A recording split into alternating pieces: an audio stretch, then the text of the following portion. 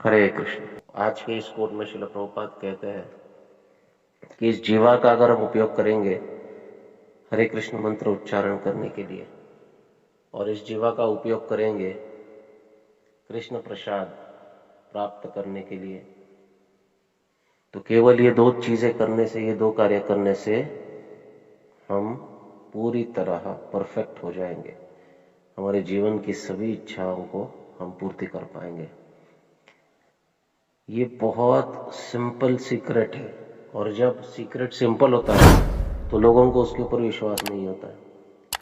ये बहुत ही आसान है समझने के लिए कि कैसे व्यक्ति भक्ति में प्रगति कर सकता है। बस दो चीजों की आवश्यकता है। जीवा का उपयोग करना है, एक तो नामोच्चारण के लिए और दूसरा प्रसाद ग्रहण करने के लिए। ये जब जीव करेगा तो अन्य कुछ करने की आवश्यकता नहीं है। केवल ये दो करने से ही वो जीवन में परफेक्ट हो जाता है। उसके जीवन की सारी आवश्यकताएं पूर्ण हो सकती है और उसके सारी इच्छाओं को भगवान पूर्ति करते हैं। केवल नाम संकीर्तन से सब कुछ जो है वो प्राप्त हो जाता है। तो जो भी साध्य प्राप्त करना है, चाहे आध्यात्मिक हो चाहे भौतिक हो, साधन जो है वो ये दो होना चाहिए, एक तो नाम संकीर्तन और दूसरा प्रसाद सेवन। अब प्रसाद सेवन को इतना महत्व क्यों दिया गया है? ये बहुत आवश्यक है। प्रसाद सेवन निरंतर रूप से हमारे हृदय को शुद्ध करते रहता है। अच्छा, नाम नहीं लेंगे तो हृदय अशुद्ध होगा, लेकिन इसको अशुद्ध करने में सबसे बड़ा साधन कौन सा है?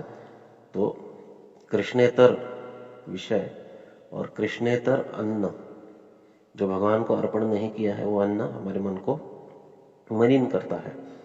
इसलिए जब भी हम कुछ खाएं तो भगवान का अर्पण किया हुआ, भगवान का स्मरण किया हुआ और भगवान को अर्पित किया हुआ अन्न प्रसाद रूप में पाएंगे तो हृदय की शुद्धि ये होते रहेगी। और हरिनाम, अभी देखो, हरिनाम को अगर हृदय शुद्ध करने में ही खर्च करना पड़ता है तो फिर केवल हृदय शुद्ध करने की प्रक्रिया में ही हरिनाम खर्च होगा। प्रसाद खाएंगे तो प्रसाद हृदय को शुद्ध करेगा, क्योंकि जैसा हमारा अन्न होता है वैसा हमारा मन होता है। तो विषयी अन्न खाए ले अशुद्ध हो पे मन, अशुद्ध मन न हो कृष्ण स्मरण। तो विषयी अन्न खाने से मन अशुद्ध होगा, मन अशुद्ध होगा तो कृष्ण स्मरण नहीं होगा। अब शुद्ध अन्न खाएंगे यानी कृष्ण प्रसाद खाएंगे तो क्या होगा? कृष्ण प्रसाद खाने से हृदय शुद्ध होगा। तो एक भाग कृष्ण प्रसाद ने उठा लिया।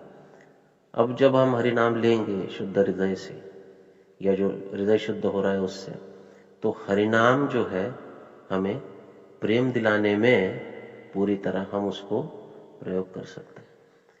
तो हरिनाम को अगर शुद्ध करने में लगाएंगे तो फिर प्रेम प्राप्त नहीं होगा। शुद्ध हृदय से हरिनाम लेते हैं तो प्रेम प्राप्त होगा।